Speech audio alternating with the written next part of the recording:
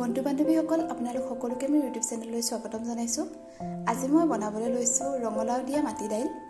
তেনেহ'লে আহকচোন তাৰ বাবে প্ৰয়োজন হোৱা সামগ্ৰীসমূহ আমি এবাৰ চাই লওঁ। তাৰ বাবে মই লৈছোঁ বাতি লোৱা নহৰু, আদা, পিঁয়াজ, গুড় এডোখৰ, শুকান জলকীয়া এটা, তেজপাত, এয়া কাটি লোৱা ৰঙালাও আৰু মাটি দাইল। মাটি দাইলখিনি আমি 2-3 ঘণ্টামান তিয়াই লৈছোঁ। তাৰপিছত এয়া ধুই লৈছোঁ।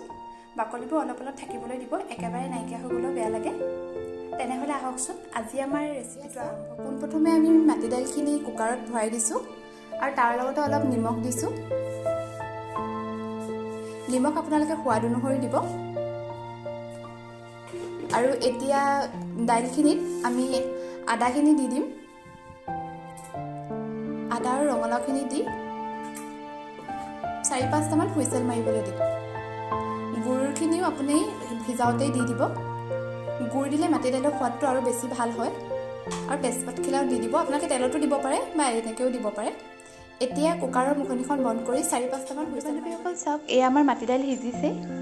এতিয়া আমি এইখিনি তেল মাৰিম। তেল মাৰিবলৈ মই কেৰাহীখন গেছত পাতি দিছোঁ আৰু এতিয়া ইয়াত তেল দিছোঁ। তেলখিনি অলপ গৰম হোৱালে অকণমান বাট চাব লাগিব। এয়া আমাৰ তেলখিনি গৰম হৈছে। এতিয়া আমি ইয়াত প্ৰথমে শুকান জলকীয়াটো দিছোঁ। শুকান জলকীয়াটো দি এতিয়া আমি ইয়াত পিঁয়াজখিনি দিম।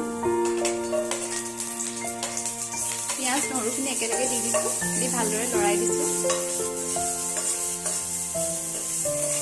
পিঁয়াজটো নহৰু কেঁচা গোন্ধটো যোৱালৈকে এইখিনি ভালদৰে লৰাই থাকিব। এতিয়া আমি ইয়াত হালধি দিছোঁ। হালধিখিনি দিও ভালদৰে লৰাই দিব। আপুনি বইল কৰোঁতেও হালধি দিব পাৰে। আমি তেলত দিছোঁ।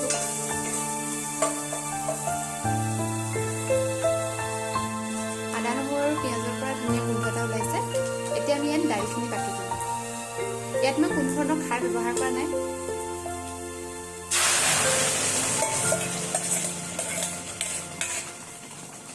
দাইলখিনি দি ভালদৰে লৰাই দিব আৰু উতলা হ'লে অলপ বাট চাব লাগিব।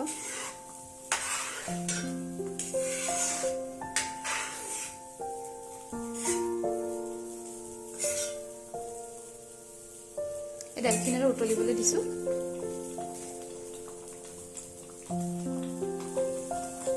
বন্ধু-বান্ধৱীসকল, এয়া চাওক আমাৰ মাটি দাইল ৰেডি হৈ গৈছে। এনেদৰে মই ভাতৰ লগত খাবলৈ উলিয়াই নিছোঁ। আপোনালোকেও এনেধৰণে মাটি দাইল খাই চাব আৰু কেনেকুৱা পালে জনাব। আৰু আপোনালোকৰ যিকোনো দিহা পৰামৰ্শ আগবঢ়াব বুলি আশা ৰাখিলোঁ। যদি মোৰ ৰেচিপিবোৰ চাই ভাল পাইছে তেনেহ'লে লাইক কৰিব আৰু মোৰ চেনেলটো ছাবস্ক্ৰাইব কৰিব। আজিলৈ ইমানতে সামৰিছোঁ। ধন্যবাদ।